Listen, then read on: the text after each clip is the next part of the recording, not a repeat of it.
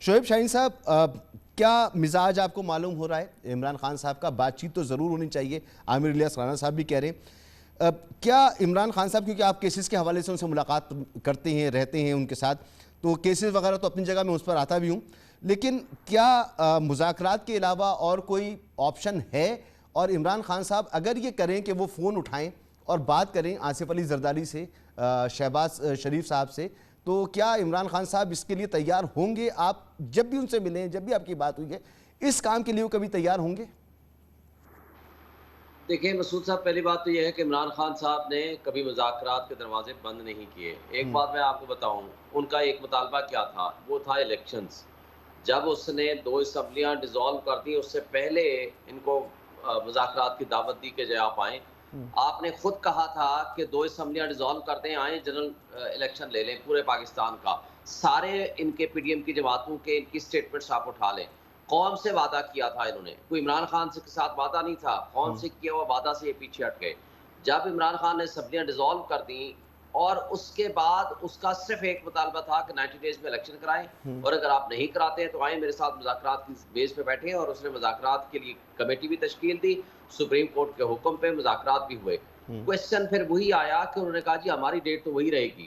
اور اس کے بعد سے لے کر آج تک کسی جگہ عمران خان صاحب نے یہ نہیں کہا کہ میں مذاکرات نہیں کرنا چاہتا۔ دوسری بات جہاں تک یہ تعلق ہے کہ وہ فون اٹھائیں گے جا کر زرداری صاحب سے اور نواز شریف سے بات کریں گے، شہباز شریف سے بات کریں گے، یہ تو ممکن ہی نہیں ہے، نہ ہی یہ پاسبل ہوگا۔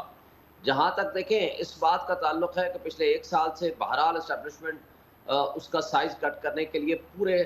ہیلے بہانے ڈھونڈ رہی تھی، جو کہ 9 مئی کے واقعے نے ان کو شعیب شاہین صاحب،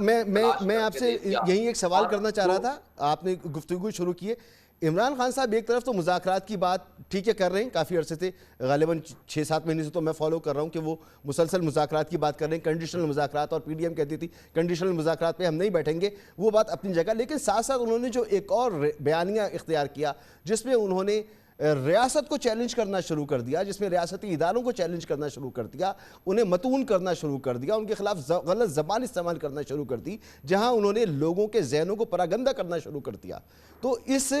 لب و لہجے کے ساتھ، اس طرز سیاست کے ساتھ مذاکرات نہ پہلے ہو سکتے تھے نہ اب ہو سکتے ہیں، اس میں تو کوئی شک نہیں ہونا چاہیے۔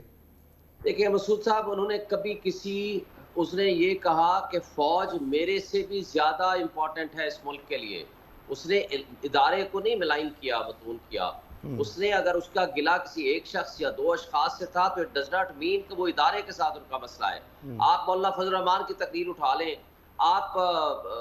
پی ڈی ایم کی تمام جماعتوں کی اور پارلیمان کی جانے والی گفتگو اٹھائیں، کیا انہوں نے سپریم کورٹ کے اوپر اٹیک نہیں کیے؟ کیا ججز کا نام لے کے ان کی تصویریں چلا کے ان کو کس طرح ملائن کیا، ان کو کس طرح بلیک میل کیا؟ کیا وہ ادارہ نہیں ہے؟ تو آپ سمجھ رہے ہیں نا شعیب شاہین صاحب کہ یہ چیف جسٹس کو متون کرنا یا ججز کی تصویریں جلسوں میں دکھانا، ان کے نام لینا، حاضر سروس محترم ججز کی، یہ ادارے پر حملہ ہے؟ آپ یہ تصور کرتے ہیں نا، تو کیسے کہہ سکتے ہیں کہ فوج کا ادارہ ہو، اس میں کچھ شخصیات کا نام لیا جائے اور یہ نہیں یہ ادارے پر حملہ نہیں ہے، یہ چند شخصیات کی بات ہے؟ یہ کیسے ہو سکتا ہے؟ 2 باتیں مختلف، ایک ہے کہ کسی شخص سے آپ کا گریونس ہے، کسی ایک شخص سے یا 2 شخص سے یا 4 شخص سے آپ اپنا گریونس بتاتے ہو، دوسرا ہے آپ پورے ادارے پہ حملہ کرتے ہو۔ دوسرے ادارے پہ جو حملہ ہے وہ آپ دیکھ لیں،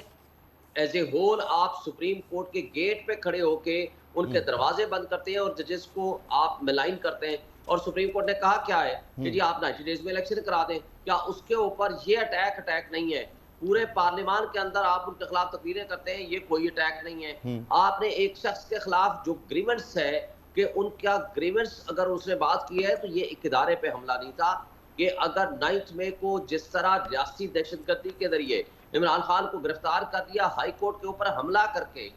دیواریں توڑ کے، شیشے توڑ کے، عملے کو تشدد کا نشانہ بنا کے، وکیلوں کو تشدد کا نشانہ بنا کے آپ اس کو کڈنیپ کر کے لے جاتے ہیں اور بعد میں ایک back dated warrant of arrest کی ایگزیکیوشن کا بہانہ کرتے ہیں، اس کے بعد سے اس کو کیا پتا کہ پیچھے کیا ہو رہا ہے؟ اور اگر ملک میں کوئی انڈیویجول غلط کام ہوا ہے، ہم اس کی شدید مذمت کرتے ہیں، ہم یہ کہتے ہیں ہمارے ملک کی املاک ہے، کسی کو بھی کوئی شعیب صاحب اب تو سبھی خوشی سے نہیں تو کرنا تو پڑے گی، اب مذمت تو کرنا پڑے گی، ظاہر سی بات ہے، یہ تو کام درست تھا ہی نہیں، مگر جو ذہنوں کو پراگندہ کیا گیا اس کے بارے میں تو سب رہنما آ کے بتا رہے ہیں. میں واپس آتا ہوں آپ کے پاس. دانیہ